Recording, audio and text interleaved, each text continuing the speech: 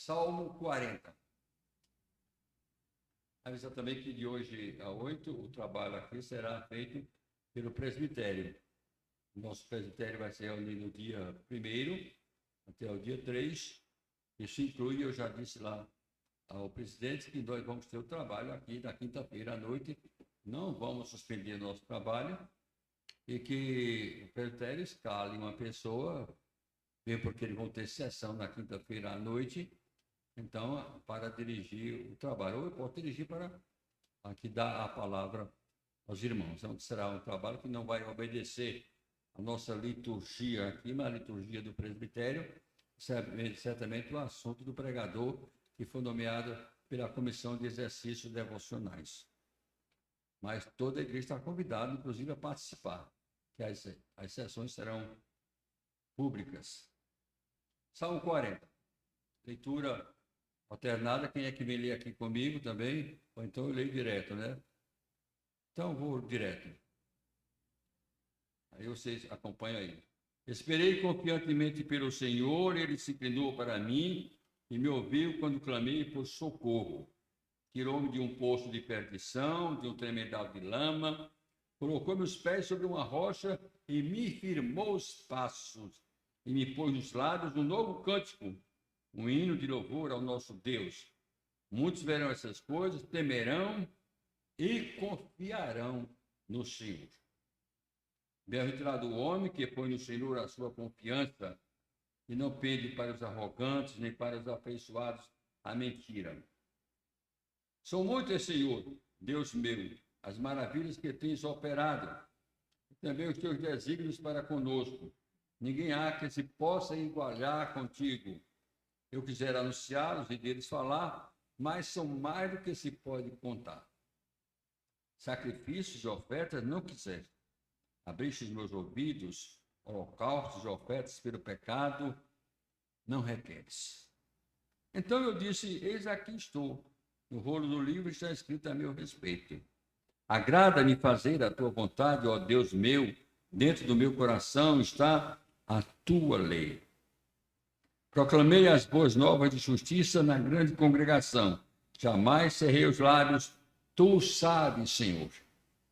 Não ocultei no coração a tua justiça, proclamei a tua fidelidade, a tua salvação. Não escondi da grande congregação a tua graça e a tua verdade. Não retenha de mim, Senhor, as tuas misericórdias. Guarde-me sempre a tua graça e a tua verdade. Não tem conta os males que me cercam. As minhas iniquidades me alcançaram, tantas que me perdem à vista. São mais numerosos que os cabelos de minha cabeça e o coração me desfalece. Praza-te, Senhor, em livrar-me. Dá-te pressa ao Senhor em socorrer-me. Sejam a uma envergonhados e cobertos de vexames que me demandam a vida, torne atrás e cubra os ignomínios que se comprazem no meu mal. Sofram perturbação por causa das suas ignomínios que dizem, bem feito, bem feito. Polgue e em ti se rejubilem todos que te buscam. Os que amam a tua salvação, digam sempre, o Senhor seja magnificado. Eu sou pobre, necessitado, mas o Senhor cuida de mim. Tu és o meu amparo e o meu libertador. Não te detenhas, ó Deus meu. Amém. Este é mais um dos salmos de Davi. Exaltação a Deus pelos livramentos de grandes perigos em sua vida. É difícil saber realmente a que ele está se reportando, se é um livramento específico ou há um momento muito difícil que ele passou, que duraram cerca de 3 ou 4 dias. Mas 3 ou 4 dias que aconteceram muita coisa. Por exemplo, o contexto remoto deste salmo, se nós quisermos talvez fazer uma comparação, vai falar da perda e recuperação de sua família. A satisfação pelos sucessos militares alcançados, a aquisição de grande despojo, a morte de Jonatas, o término da perseguição movida por Saul, a sorte de um povo sem líder e o conflito com os filisteus. Todos os assuntos, eles levam mais ou menos 3 a 4 dias em que possivelmente Davi escreve este salmo se referindo àqueles acontecimentos. Como é muita coisa, nós passamos, depois vocês peguem a Bíblia, estudem a Bíblia e descubram lá estes acontecimentos. Há uma consciência neste salmo total da dependência do Senhor. Existem alguns salmos que falam mais perto da gente, mais profundamente a gente do que outros, a depender, logicamente, do nosso estado de espírito, de cada um. Às vezes a gente passa por uma passagem bíblica, lê, e ela não diz muita coisa a gente naquele momento. Em outros momentos você vai reler e você diz, que passagem maravilhosa. É como um bálsamo, certo? Em nossa vida. Depende do estágio e do estado em que você esteja.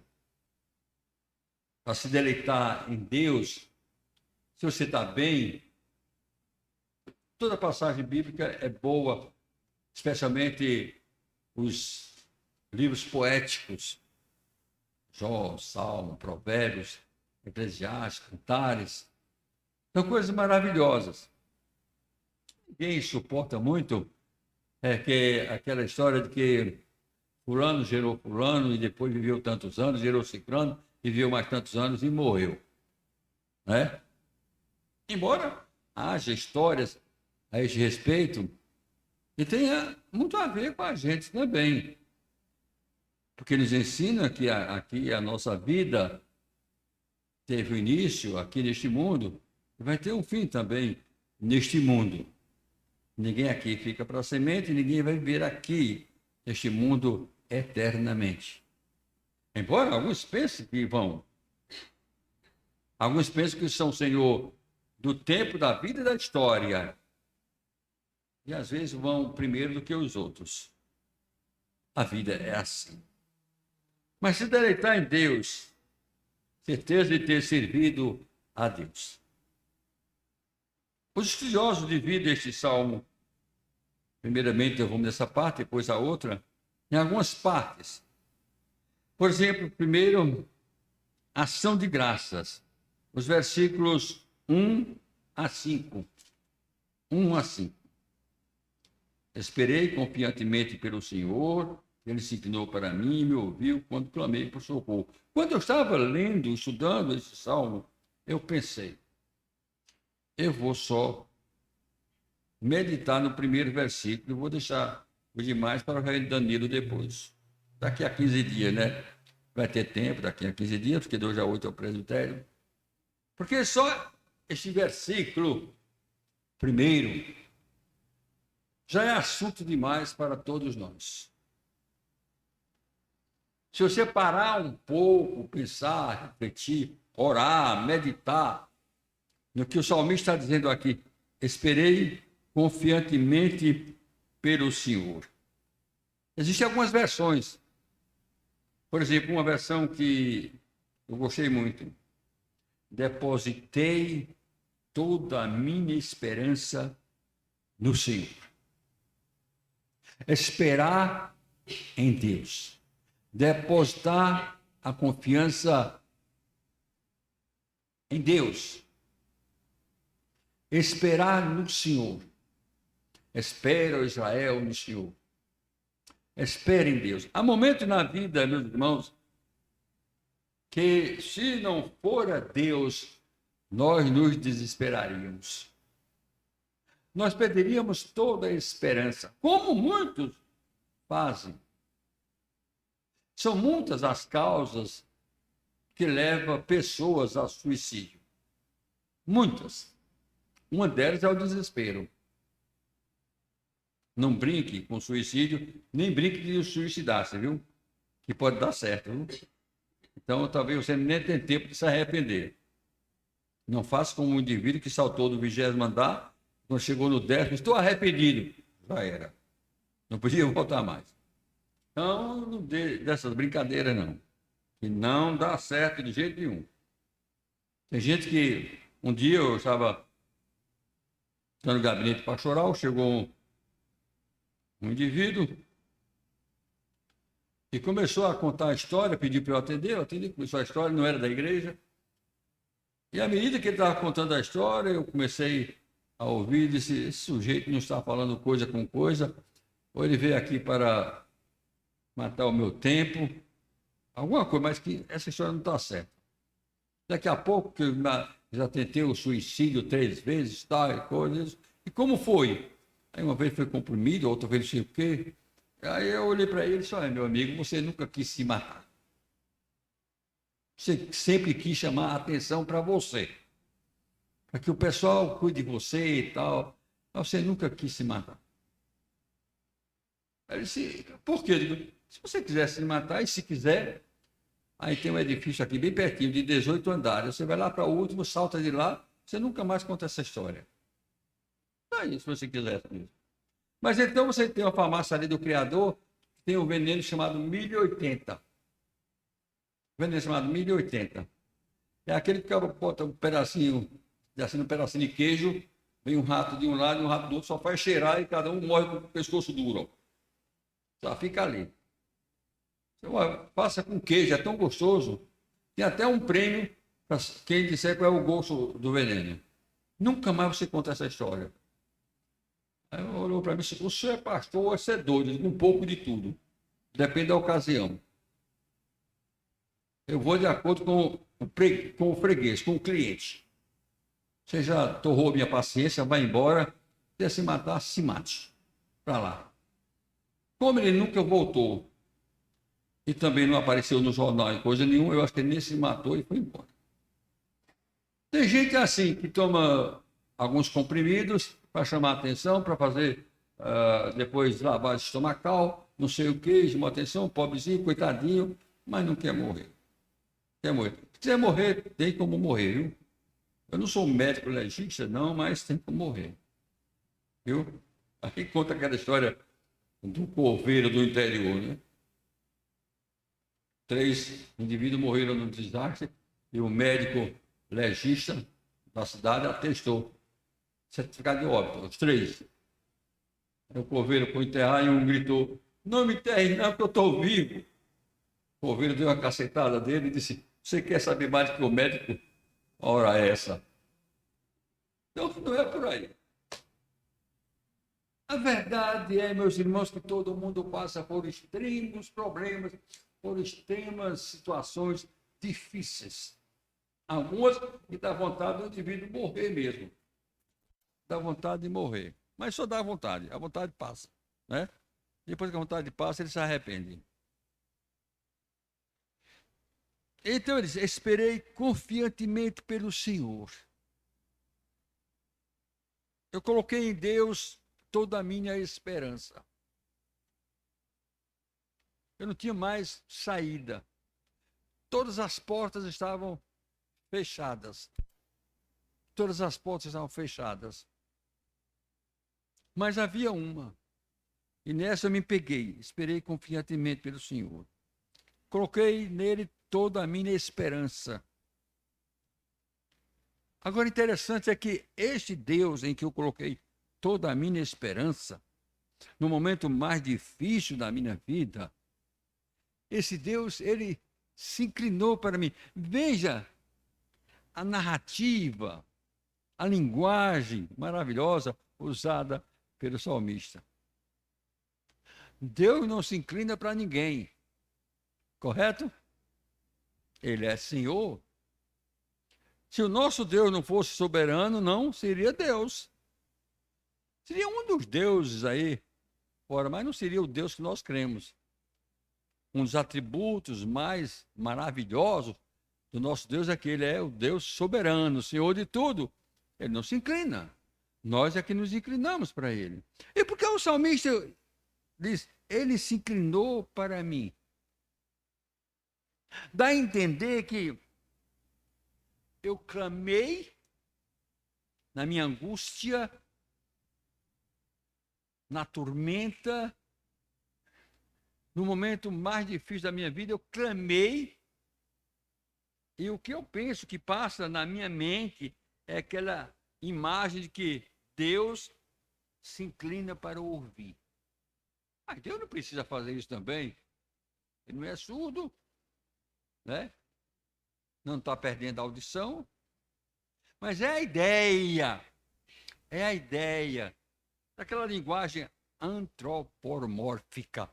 Essa palavra vocês já entenderam, né? Antropos, homem, morfos, palavra em forma humana. Já que nós não conhecemos qual é a forma da palavra divina, certo? Deus usa a palavra humana, antropomórfica. Essa ideia que quando nós partimos para entender a Deus, nós temos que pensar em termos humanos, já que não podemos pensar em termos divinos, correto? Então, essa ideia de um Deus todo-poderoso, não temos a imagem desse Deus, a não ser aquela imagem que eu tinha quando era criança, de um Deus, um velho gordo, tipo Papai Noel, mas aquele Papai Noel gordo, porque hoje em dia o Papai Noel está tão magro que é fruto da fome no Brasil. Mas aquele velho gordo, bonito, louro, tal, barbudo, com um peru grande, certo? Ali.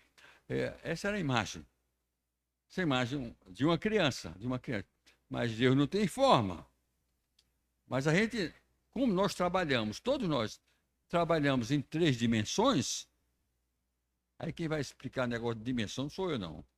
É negócio para Danilo, para Messias e doutora Flávia. Esse pessoal é que entende dimensão, primeira dimensão, segunda dimensão, terceira dimensão, certo? A 4ª dimensão, essas coisas, entendeu? Ou a dimensão infinita, aí eles não explicam mais. Passou para o infinito, eles não explicam mais, né? A forma de um 8 deitado. Então, essas dimensões. Mas o ser humano, em geral, trabalha com 3 dimensões. Com 3 dimensões. Então, quando você atende um telefonema, por exemplo, você não conhece a pessoa. Mas uma pessoa telefona para você. O que é que você faz? Você faz a imagem da pessoa, não é? Você não conhece.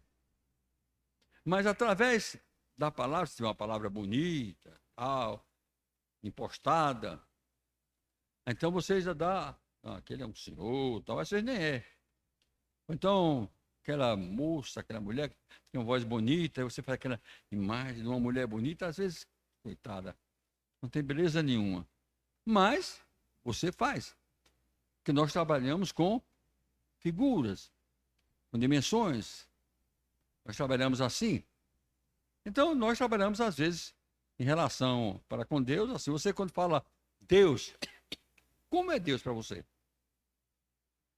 Qual é a forma que Deus tem para você? Você já pensou nisso? Deus não tem forma. É interessante. Gerard Conrad, em sua teologia do Velho Testamento, ele diz que o povo de Deus, um dia, de tanto ver os deuses das nações circunvizinhas, a forma dos deuses, como eles faziam, então o povo de Israel, o povo de Deus, quis fazer também um Deus, a forma de Deus, traduzir Deus em uma forma. E você sabe como foi? Segundo Gerard Conrad, um teólogo alemão que tem sua teologia do Velho Testamento, o povo imaginou um monstro com olhos por todos os lados. Esse negócio aí, né? Por quê? Porque o Deus onisciente, onipresente, onipotente, seria um monstro, seria muito grande, muito forte, certo? Com olhos de todos os lados para ver tudo ao mesmo tempo. Foi uma tentativa, segundo essa teologia de Gerard Conrad, de fazer a imagem de Deus. Se você trabalhar em cima disso aqui, veja que o salmista diz, ele se inclinou para mim. Então, é a figura ou de um monstro, ou de um animal, do ser humano, de alguma coisa que se inclina. Deus não se inclina. É a linguagem que eu já coloquei aqui, antropológica, para que a gente entenda. Ele diz, e me ouviu. Inclinou. Já pensou? Você vai falar no ouvido de alguém, a pessoa se inclina, e ele se inclinou para mim e me ouviu, me atendeu quando eu clamei por socorro. Bastava aqui, meus irmãos, para nós irmos para casa. Não precisava mais nada. Se você pensar na profundidade deste versículo, se você pensar nessa experiência passada pelo salmista, quando ele vai mais além, ele tirou-me de um poço de perdição, de um tremendal de lama. Quer dizer isso? Ele tirou-me da miséria, ele tirou-me da desgraça. Ele me pegou quando não tinha mais nenhuma esperança, quando eu estava no fim. Veja, ele tirou-me de um poço de perdição, quando eu estava perdido, no tremendal de lama, do lodaçal. Ele fez isso comigo e colocou meus pés sobre uma rocha e me firmou os passos.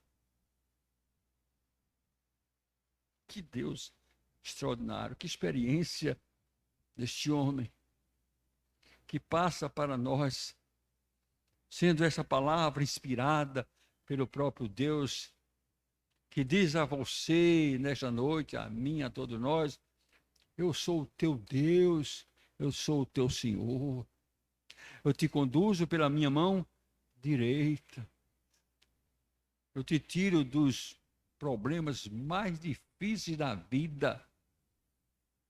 Quando você estiver perdido mesmo, se estiver na lama, no lodaçal, eu tiro você e coloco você sobre uma pedra, sobre uma rocha, sobre lugar firme.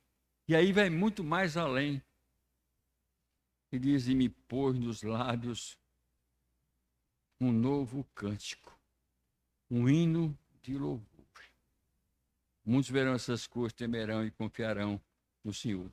Esta é a ação de graças que está na experiência passada pelo salmista dos versículos 1 a 3. Eu ia falar do novo cântico, versículos 4 e 5. E os versículos 4 e 5 vai dizer, bem-aventurado o homem que põe no Senhor a sua confiança e não pende para os arrogantes e para os afeiçoados a mentira. Aqui tem a ver também com os poderosos. E diz, são muitas, Senhor, Deus meu, as maravilhas que tens operado, também os teus desígnios para conosco. Ninguém há que se igualar contigo, ninguém. Eu quisera anunciá-los e deles falar, mas são mais do que se pode contar. Esse é o novo cântico de que ele está falando. Mas ele parece que vai numa ordem crescente. Porque a segunda coisa que deste salmo, na divisão, é a dedicação. Isso é bonita a primeira parte, mais bonita torna-se a segunda parte, que é a dedicação. Os versículos 6 a 10. Acompanhem. Leiam e acompanhem aí. Veja o que o salmista vai dizer. Sacrifícios e ofertas não quiseste. Abriste os meus ouvidos. Holocaustos e ofertas pelos pecados não requeres. Então eu disse, aqui estou. No rolo do livro está escrito a meu respeito. Agrada-me fazer a tua vontade, ó Deus meu. Dentro do meu coração está a tua lei. Proclamei as boas novas de justiça na grande congregação, jamais cerrei os lábios. Tu sabes, Senhor.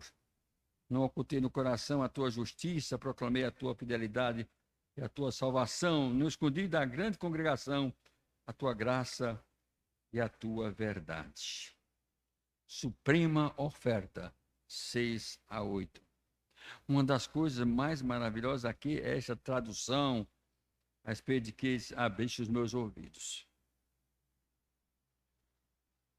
A expressão do hebraico quer dizer, furaste os meus ouvidos.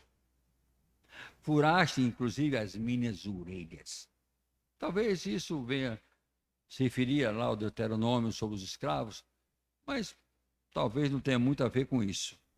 A ideia mais profunda é que Deus cavou buracos em nossos ouvidos.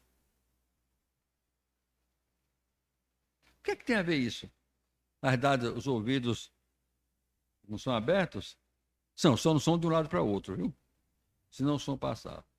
Mas o que quer dizer isto? Quer dizer que os ímpios estão com os ouvidos tapados. Os que não têm Deus não conseguem ouvir as maravilhas de Deus. Já pensou nisso? Não conseguem. Quantas vezes eu pregando tinha vontade de, se eu pudesse abrir a cabeça desse indivíduo, certo? Para botar essa mensagem da palavra de Deus dentro dos seus ouvidos, dentro da sua cabeça, entendeu? Que depois pudesse descer para o seu coração. O salmista está dizendo, ele cavou os nossos ouvidos para colocar dentro de nós a sua lei, os seus mandamentos. Porque há tanta gente no mundo, neste mundo onde o evangelho é pregado, é anunciado, e não conseguem entender. Ouvem, mas não entendem. Ouve, mas não entende. Você sabe disso, né? Muitas vezes a gente ouve, mas não entende. A gente vê, mas não enxerga. Como isso? Você pode estar com a cabeça tão cheia de problemas que você pode passar por um irmão, por um amigo, cruzar com ele. Você vê, mas não enxergou. Sabia disso? Aí lá na frente vem a imagem de que aquela pessoa passou por você. Passou lá atrás. E às vezes você olha assim, é verdade. Mas você está tão preocupado que você não viu. Porque nós sabemos que quem vê é o cérebro. A vista é um enigma, passar pelos olhos, tudo, para o cérebro fazer a imagem. Você não está com a atenção para outra coisa, você não consegue ver. E ouvir e prestar atenção. Você ouve o som, o barulho. Mas como você não presta atenção, você não compreende o que está acontecendo. Mas se você parar e prestar atenção, você entende. O pai grita para o filho, você não está me ouvindo? Estou falando com você. Estou ouvindo, mas não estou prestando atenção. Então, fique sentado. Aí o menino disse, eu estou sentado, mas por dentro eu estou em pé. Né? Aquele menino disse, aqui eu estou sentado, mas ele não sabe que por dentro eu estou em pé. Essas coisas da vida. Quando Deus, como diz o Matuto, cava, né? Buraco nos nossos ouvidos. Ele coloca em nossos ouvidos, em nosso cérebro, em nosso coração, em todo o nosso ser, a sua palavra. E a sua palavra modifica a nossa vida, causa um efeito extraordinário em nossa vida. Ele vai dizer, essas expressões, versículo 6, sacrifícios e ofertas não quiseste. Não quiseste. Abriste os meus ouvidos, colocaste ofertas pelo pecado, não requeres. Ou seja, são formalidades da lei que representavam alguma coisa. Mas para Deus o importante não é o holocausto em si. Porque o holocausto e as ofertas são importantes. Por quê? Por exemplo, a gente fala sobre dízimo, sobre ofertas, mas Deus precisa do seu dízimo? Ele precisa de suas ofertas. Se Deus é o Senhor de tudo, como nós dizemos, dono do ouro e da prata, de tudo, somente chega até a dizer, se eu precisasse de um novilho e pedir a você, todos os animais são meus? Deus precisa disso? Não. Jacó Silva, um homem chamado Homem do Dízimo, na igreja presbiteriana, aquele pastor itinerante que passava pelas igrejas fazendo trabalho sobre o dízimo, ele disse, Deus precisava de uma árvore no meio do jardim do Éden? Precisava daquela árvore ali, daquele fruto? Não, não. O que Deus queria é só uma coisa, a mesma que ele requer hoje, é a obediência do homem, a obediência do ser humano. Aí eu disse, mas por que eu tenho? Porque nós nos apegamos tanto a coisas, damos tanto valor às coisas, que nós não descobrimos que a vida humana, que nossa vida vale mais do que as coisas que estão ao nosso redor. Essa serve para nós vivermos. Mas que nós muitas vezes transferimos a confiança plena em Deus para as coisas que nós possuímos. E fazemos dessas coisas ídolos. O que é ídolo? O que é? Ídolo é tudo aquilo que você coloca em lugar de Deus. Tudo. Seu marido pode ser um ídolo. Como a sua mulher pode ser um ídolo. Como seus filhos, ou um dos filhos, pode ser um ídolo. Seu carro, a sua casa, os seus bens. Quando você coloca o seu amor devotando naquilo ali e se esquece de Deus. Se esquece de Deus. Isso faz me lembrar a história de... Há muito tempo que eu ouvi essa história. Vou contar porque o homem já morreu e quem me contou já morreu também. Diz que... Eu estou velho, né? Fazer o quê? Quero ficar mais velho ainda. Aí diz que lá numa determinada cidade, até eu sei o nome da cidade, mas não vou citar aqui, era o pastor da determinada igreja, que orava sempre, pedia à igreja para que a igreja orasse, porque ele queria um jipe. Os lá do sertão, do sítio. Porque no dia que ele tivesse um jipe, ele ia trabalhar mais para Deus. Ele ia evangelizar mais longe, inclusive. Ia levar pessoas. Você trabalha do Senhor. Não é que um dia Deus deu o jipe ao homem, ao pastor, e nada mudou na vida dele. Ao contrário, ele começou a usar o jipe no sábado, nas folgas, para ir fazer um passeio, visitar pessoas, etc.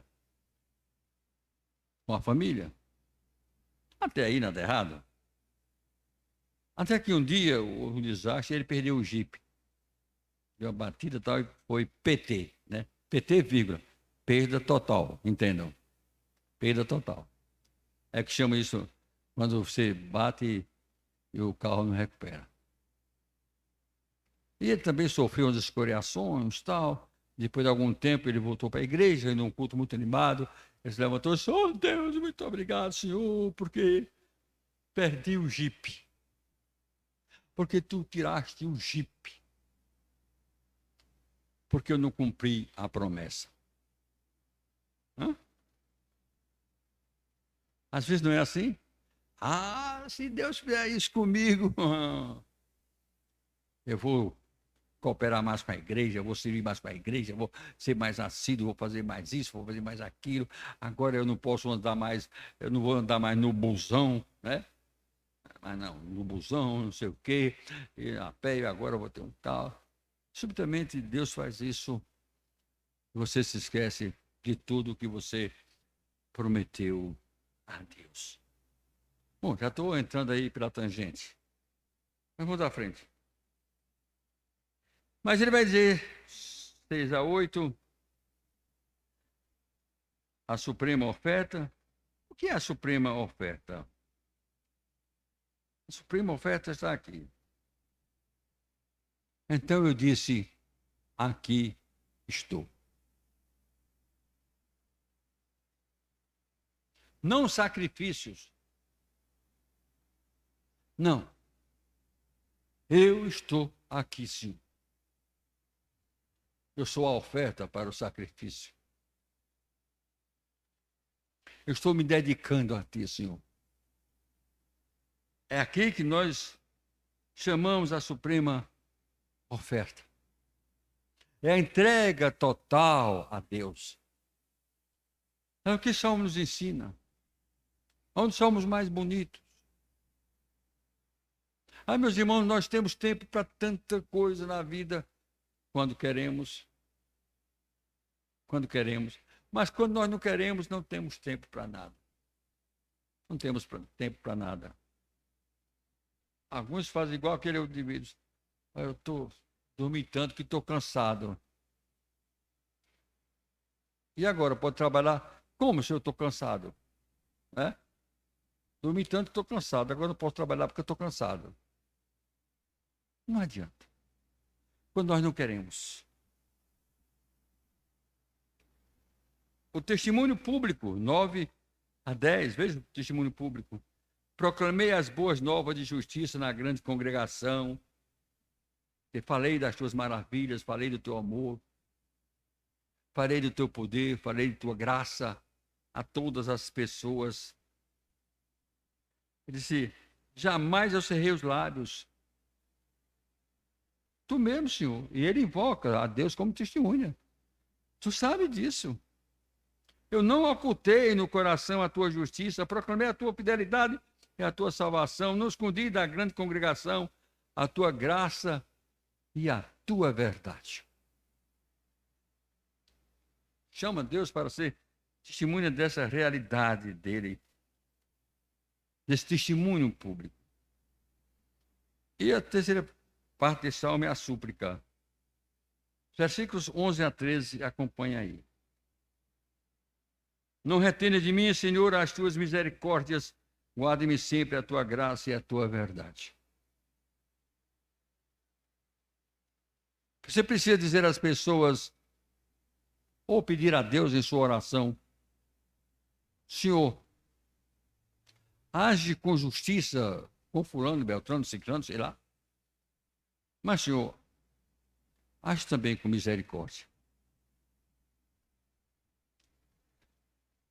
Quando eu comecei a advogar, eu fui para um escritório em que o dono do escritório era membro da igreja, era um desembargador, agora aposentado, e ele tinha feito uma equipe. Tinha ele, tinha o neto dele, que era um procurador do Estado, tinha mais uns 2 advogados, e agora eu e um outro neto dele. Nós entramos ali como aprendizes. Até ele, muito brincalhão, dizia, ô meu pastor, tu me ensina a fazer renda que eu te ensino a namorar. Calma, meu irmão, que é isso? Ensinar o pastor, ele ria. Eu entrei ali. E fomos aprendendo algumas coisas, os caminhos do direito. Até que um dia, o procurador, o neto dele, chegou para mim e disse, pastor, me responda uma coisa. Eu disse, se eu souber, eu respondo. Aliás, eu respondo de todo jeito. Eu respondo. Se eu souber, eu respondo. Se eu não souber, eu digo, não sei. Mas calado, não fico. Aí sorrimos, ali estavam todos reunidos. E o desembargador olhou e disse, olha, pastor, deixa vir. O procurador também era da igreja. Eu digo, daqui que eu estou em casa. Com exceção de fulano, que era um que não era da igreja, eu digo, aqui, daqui a pouco eu faço aqui a oração e vocês vão ter que cooperar, porque eu vou tirar a coleta, né? A ofertinha para o bom Jesus. Aí o procurador disse, pastor, Deus é justiça? Não, Deus é justiceiro? Não, Deus não é justiceiro, não. Não é não, Deus é justiça. É verdade, Deus é justiça, ele é fonte inesgotável de justiça. Ele é a fonte da justiça. Certo. E Deus é misericordioso? Não, também não. Como não? Porque o sufixo oso, doutor, significa cheio de. Misericordioso quer dizer cheio de misericórdia. E Deus não é cheio de misericórdia. Deus é fonte de misericórdia. Então, Deus é justiça e Deus é misericórdia. O desembargador olhou para o neto e disse: vá devagar. Eu disse: mas continue. Isso aí, pastor, que não pode. Como não pode? Quem aplica a justiça não pode aplicar a misericórdia.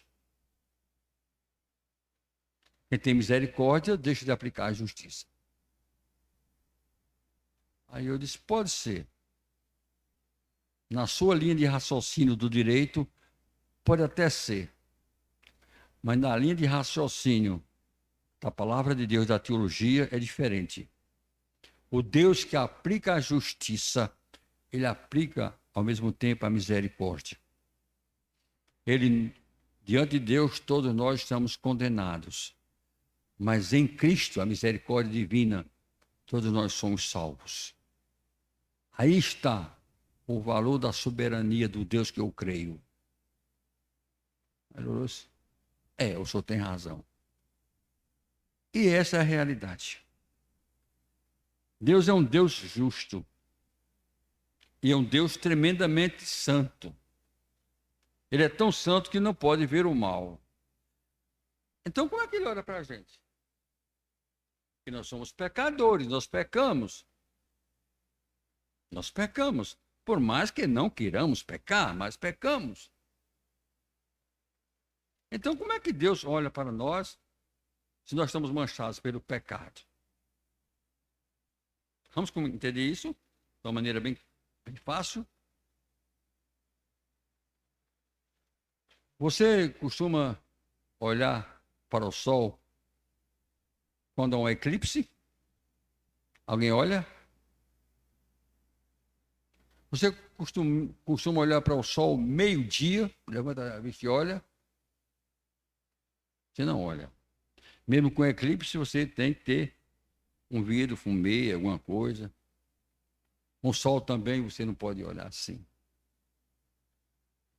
Correto? Entre nós e o sol, nós e o eclipse, tem que haver alguma coisa.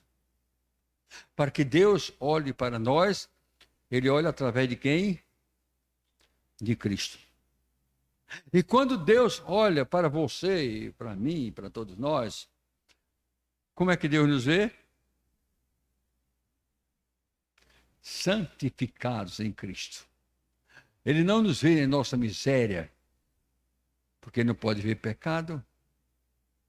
Não pode. Ele é tão santo que não pode ver o mal, quanto mais o maldoso, não pode ver o mal. Mas quando ele nos olha através de Cristo, ele nos vê santificados. Você já pensou nessa coisa extraordinária da Bíblia, da questão teológica? Você diz: pastor, o senhor não me conhece. Conheço não, mas Deus conhece. O sangue de Cristo faz com que Deus olhe para você e o veja totalmente perdoado. Mas vamos lá. Versículos 11 a 13.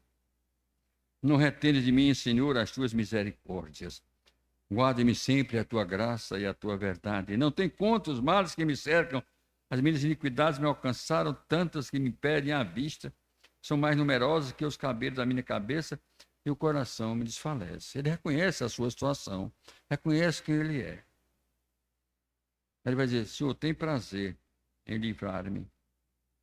E dá-te pressa ao Senhor em socorrer-me. Esta é a súplica pela salvação da alma. Eu sou assim, Senhor. Eu não posso negar. Eu reconheço quem eu sou. Eu reconheço. Eu sou indigno. Mas tu és misericordioso. E as misericórdias do Senhor não têm fim, porque elas se renovam cada manhã. Mas essa súplica é também por livramento de perigo, 14 a 17.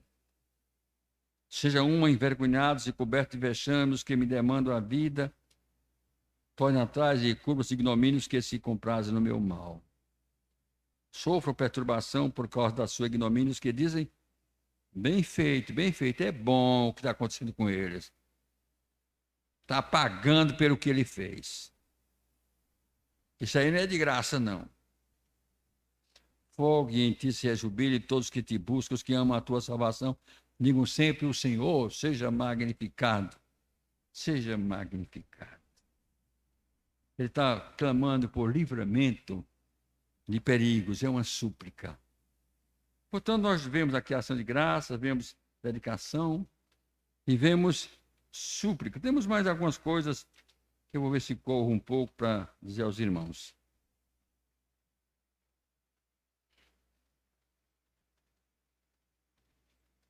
Felizes os que confiam em Deus.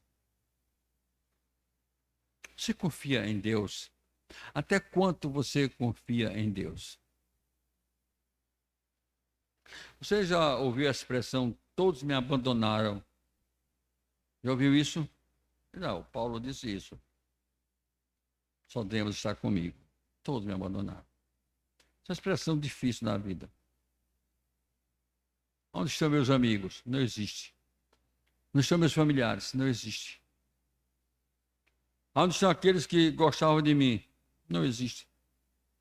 Todos, estou sendo abandonado por todos. Mas saiba de uma coisa. Se você é uma pessoa que confia plenamente em Deus, porque esse salmo é um salmo que tem uma mensagem de paciência, uma mensagem de humildade e uma mensagem de fé em Deus. São três coisas, aqui concluindo, que você encontra neste salmo: paciência, humildade e fé em Deus. Se nós aqui na igreja, meus irmãos, se nós que somos filhos de Deus, se nós não tivermos paciência a tal ponto para esperar Deus agir no seu devido tempo, Deus não vai agir quando você quer, no dia que você quer, como você quer. Não.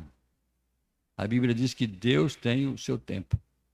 Tudo tem o seu tempo que é determinado por Deus. Ele age quando Ele quer. Às vezes, no fim do poço. Às vezes, no fim do poço. Alguém já disse que quando você chegar ao fim do poço, aí só tem uma coisa: é subir. E depois você não vai mais. É subir. Às vezes você pode estar no fim do poço e pensar que está no fim do poço. Mas ainda existe muita coisa a fazer. E é de lá, deste fim do poço, lá no final, onde você chegou, sem esperança, sem nada, que você ainda vai ter que ter paciência e dizer: Deus é o meu refúgio, fortaleza, socorro bem presente nos dias da tribulação. Ainda lá. Não desespere jamais. Seja humilde para dizer: não é por minha força, por minha capacidade, por minha inteligência. Às vezes, meus irmãos, Deus tem que nos moer, nos quebrar. Literalmente. Eu não vou tirar a palavra literalmente, senão alguém vai pensar que a minha queda ali, que fraturei as vértebras, foi isso. Estou falando em termos espirituais. Às vezes Deus tem que nos quebrar para moldar o nosso caráter. Para dizer: olha, não vai ser como você quer. Descanse em mim. Se humilhe diante de mim, que eu vou fazer grande obra no meu tempo. Não quando você quer. Eu não aguento mais. Aguenta e vai aguentar. E quando chega o momento que você diz: não posso mais. Aí Deus disse: é agora. Agora que você reconheceu que você não pode, já deu muita cabeçada por aí, já fez muita coisa, quis resolver os problemas por você mesmo e não conseguiu. Agora que você sabe que não pode, agora chegou a minha vez. E agora eu cheguei. Creia nisso. Acredite nisso. Esse salmo nos ensina as lições maravilhosas. Felizes que confiam em Deus. É feliz quem não pende para os soberbos, para os grandes da terra, para os amargurados de espírito. Tantas pessoas que se dizem aí, por salvos, eu sou salvo, Deus habita em mim, mas é incapaz de dar um sorriso para você, de abraçar você. Eu sou uma pessoa feliz. Você, nunca mais a gente cantou aqui. Mas no meu tempo de criança, que faz algum tempo nisso, não há algum tempo, a gente cantava muito. Estou alegre, alegre, muito alegre. Você se lembra desse cântico? As pessoas fechavam a cara e cantavam. Estou alegre, alegre, muito alegre. Que alegria medonha, né? Alegria tremenda. Parece vocês do coral cantando aqui, às vezes um hino bem bonito no coral, alegre, todo mundo com a cara fechada, especialmente pessoas na frente. Eu, às vezes, digo a uma pessoa a outra, digo, você está com raiva? Por quê? Um hino tão bonito, você com a cara fechada, você tão bonita. Né? Vou citar nomes, senão vão pensar que... Não pode. Tem que transparecer. Né? Alegria do coração reflete no rosto. Reflete no rosto. Se você é uma pessoa alegre, porque tem Deus. Eu sou uma pessoa feliz, pastor. Por quê? Eu tenho Deus na minha vida. Imagina se não fosse feliz. Como seria essa pessoa? Tem gente assim, meus irmãos. Então, isso aqui tem que modificar também. Ou seja, essa paciência, essa humildade, essa fé em Deus, essa coragem, esse ânimo, a certeza que Deus está conosco, que Deus é nosso refúgio, fortaleza, tem que modificar o nosso viver. A gente tem que olhar uma para as outras, sorrir, se alegrar, entendeu? Mas parece que já tem muita gente, só falta chegar no inferno, porque tem gente aí que parece que já está condenada mesmo. Só está esperando a hora de ir, entendeu? A hora de ir. Que não dá um sorriso para ninguém, olha para ninguém, é com raiva de todo mundo, quando fala, parece é brigando com todo mundo. Faça isso não. Vamos viver a vida cristã como Deus quer e que Ele nos abençoe. Amém.